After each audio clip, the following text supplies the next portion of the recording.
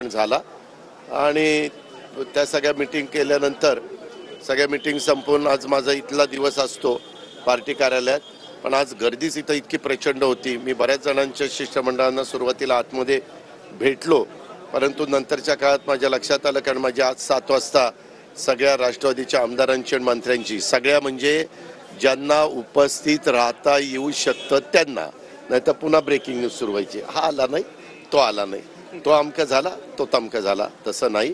त्या निमित्तानं 7 दिवसाचं साधारण प्रत्येकाचं कामकाजाचा आढावा घेता येतो, संघटनेला काय करायचं त्याच्याबद्दलच्या सूचना करता येतात, आमदारांची काय अपेक्षा आहे ते ऐकून घेता येतं आणि एक गेट टुगेदर सारखा आम्ही एकत्र बसतो आणि अशा पद्धतीनं आमचा दर आठवड्याचा तो मंगळवारचा दिवस ठरलेला आहे.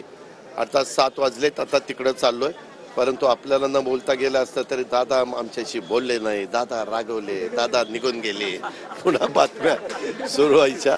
त्याकरता म्हणलं तुम्हालाही रिस्पेक्ट दिला पाहिजे. तुम्ही दिवस दिवस अक्षरशः कोणतरी बोलावं, कोणीतरी बोलावं वगैरे करत असता. दुसरी गोष्ट, काल बघा जे पेपरला आलं, कदाचित राधाकृष्ण विखे पाटील बोलले असतील, परंतु सांगली जिल्ह्यामध्ये आणि आपल्या कोल्हापूर जिल्ह्यामध्ये आलमट्टीच्या बद्दल काही वेगळ्या बातम्या तिथं सोडण्यात आल्या. वास्तविक तसं नाही. आज कॅबिनेटमध्ये चर्चा झाली. आलमट्टीच्या बद्दलची उंची वाढवत असताना कुठल्याही परिस्थितीमध्ये कोल्हापूर आणि सांगली आणि त्या परिसराला बॅकवॉटरच्या पाण्याचं अडचण होणार नाही, अशा पद्धतीची आपली भूमिका आहे आणि म्हणून आपली उंची वाढवायला आपला विरोध आहे. त्या संदर्भामध्ये आपण अतिशय बारकाईनं लक्ष ठेवून आहोत, परंतु बऱ्याचदा वेगवेगळ्या प्रकारच्या बातम्या. आता काय होतं, प्रत्येक आम्हाला पण भरपूर सकाळपासून कामं असतात. तुम्हालाही माहिती आहे की मी तर सकाळी 9 वाजता मंत्रालयामध्ये येणारा मंत्री आहे आणि त्याच्यामुळे इतकी कामं असतात. बरं, जास्तीत जास्त शिष्टमंडळांनाही भेटावं, नागरिकांनाही भेटावं, म्हणणंही ऐकून घ्यावं, त्यांचे प्रश्नही सुटावेत, ही माफक अपेक्षा त्यांची असते आणि आम्हालाही त्याच करता त्या पदावर बसवलेलं आहे.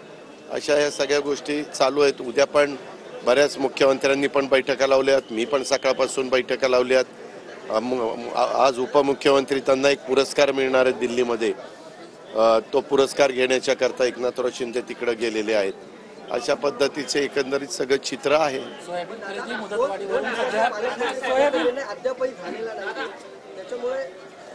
पालकमंत्री पद झालेला नसला तरी त्याच्याबद्दलचा निर्णय हा अंतिमतः मुख्यमंत्री महोदय घेतील. तो सर्वस्वी मुख्यमंत्र्यांचा, कुणाला मंत्री करायचं, कुणाला राज्यमंत्री